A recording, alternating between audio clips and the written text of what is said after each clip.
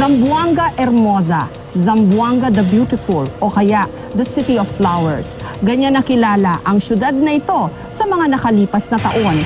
Pero sa nagdaang 2 linggo, puro putukan at mga sunog ang umalingaw-ngaw sa syudad na ito. Tintaw! Dito!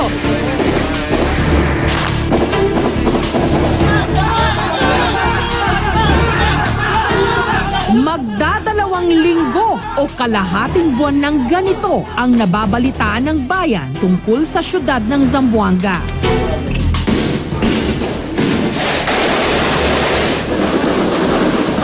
Nasaan na ang minsay tinawag na Zamboanga Hermosa? Tayo, sniper area to. Takbo. The beautiful Zamboanga o the City of Flowers.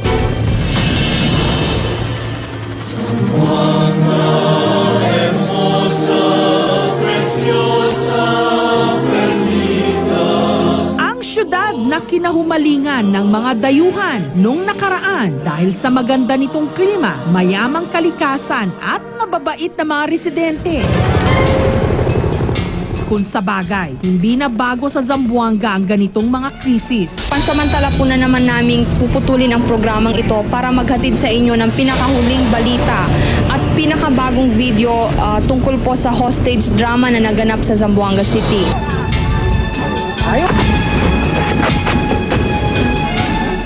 Noong 1989, saksi ako sa pango-hostage ng pulis na si Rizal Ali kay General Eduardo Batalla at Colonel Romeo Abendan. Naging madugo rin ang bakbakan. 24 na taon ang lumipas, nagbalik ang bangungot at mas tumindi pa. Mas maraming residente ang malubhang naapektuhan, 118,000, na pilitang iwanan ang kanilang mga tahanan para na rin sa kanilang kaligtasan. Ang sitwasyon, tinawag na ng gobyernong isang humanitarian crisis. Bukas na muli itong airport ng Zamboanga at isa tayo doon sa mga nakasama sa isa sa mga naunang flights na lumapag muli sa syudad na ito. Noong Huwebes, kasabay namin sa biyahe patungong Zamboanga si Seni Sabturani, isang OFW na kagagaling ng Riyadh sa Saudi Arabia. Sinalubong siya ng kanyang pamilya.